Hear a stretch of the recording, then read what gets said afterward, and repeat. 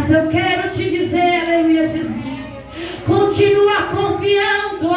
continua acreditando, continua esperando, continua perseverando, aleluia, na presença de Deus, porque o tempo de Deus, a honra de Deus vai chegar na tua vida, a honra de Deus vai chegar para você,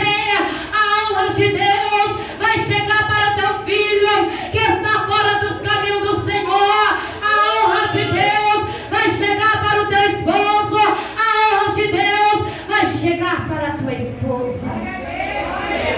Porque não basta somente esperar. Grande Deus, porque a palavra do Senhor disse: grande Deus